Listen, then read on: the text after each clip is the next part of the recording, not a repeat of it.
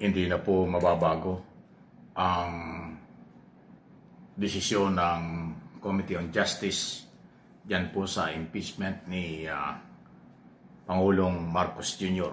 na kanilang ibinasura dahil walang, ang tinatawag nila, insufficient in substance. Walang basihan, walang angkop o sangkap, buod or laman ang inendorso ng Makabayan Black sa impeachment na ito. Matapos nga ang dalawang butuhan yan tungkol yung complainant ng mga Makabayan Black at saka ni Atty. De Jesus, tama ba yun? Ay 47 at saka 47 basta isang 47 at saka isang 39.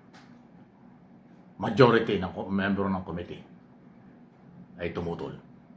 So ito po ay pinafinal na ang committee report para pag-usapan sa plenaryo.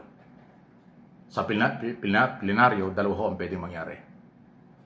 Pwedeng suportahan ng 1/3 vote ng mga congressman ang committee report para tuluyang patayin ang impeachment.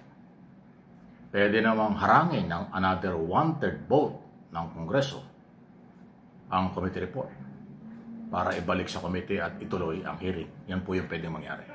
Pero sa ngayon, sa ating monitoring, mataas ang percentage na maging sa plenaryo makukuha ng mga congressman, member ng Committee on Justice, led by Chairman Jinky Luistro ng Batangas, ang 1/3 vote para tuluyang ibasura ang impeachment laban kay Pangulong Marcos.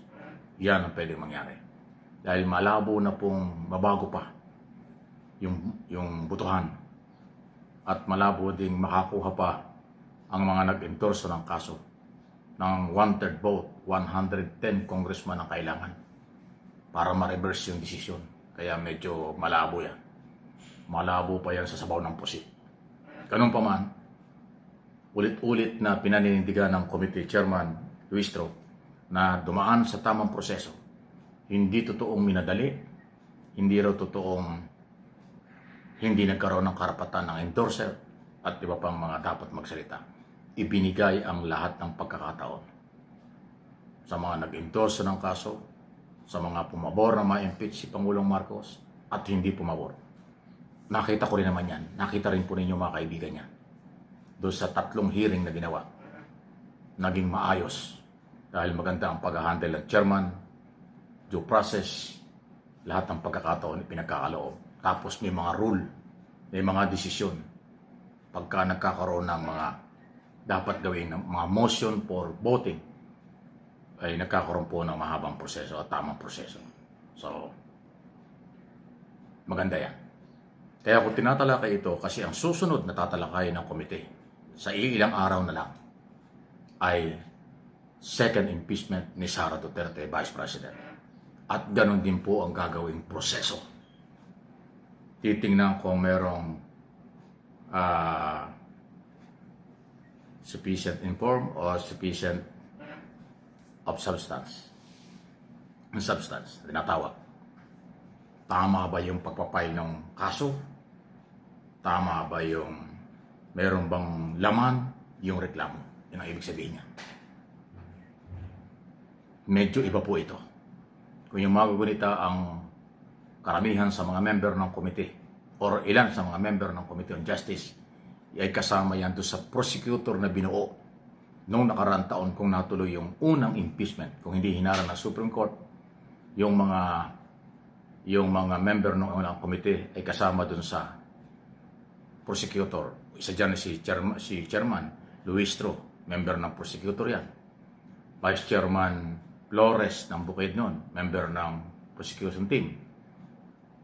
Congresswoman Zamora ng San Juan City, Vice Chairman din ng komite, member din yan.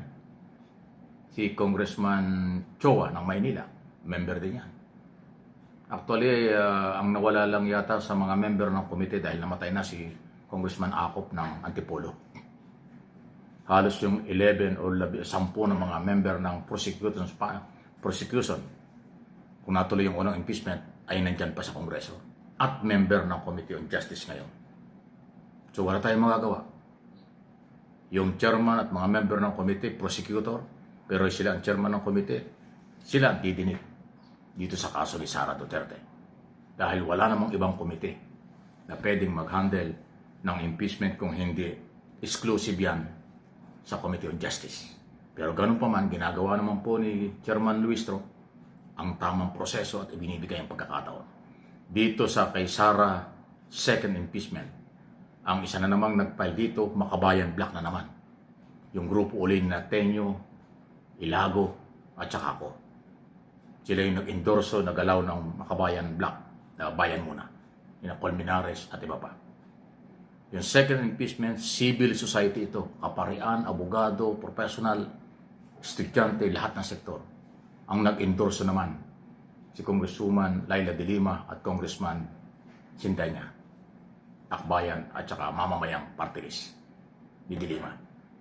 Bibigyan din po yung mga yan. 5 sila. 2 nag-endorso sa civil society, 3 nag-endorso sa Makabayan Black Complaint. Lahat sila bibigyan din ng pagkakataon.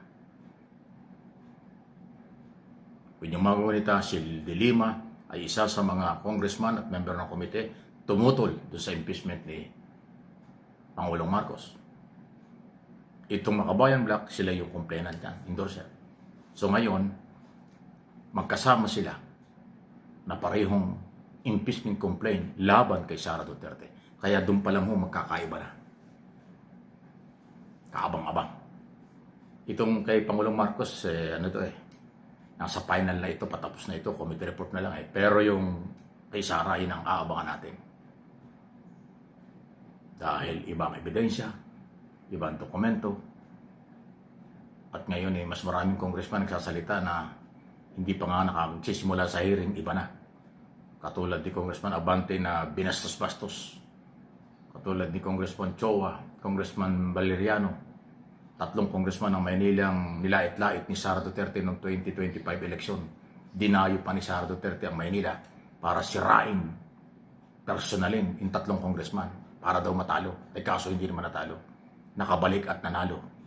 Hindi naniwala ang taga 6th District ni Abante, 2nd District sa Tondo ni Valeriano, at mamamayan ng 4th Distrito ng Maynila, ang downtown ng Maynila, sa mga banat ni Sara Duterte. Sa halip, binoto nila yung 3, nakabalik, at ngayon ay member ng Committee on Justice.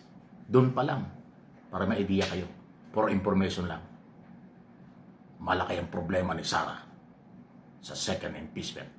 Sa aking personal na interpretation at opinion base sa mga nangyayari.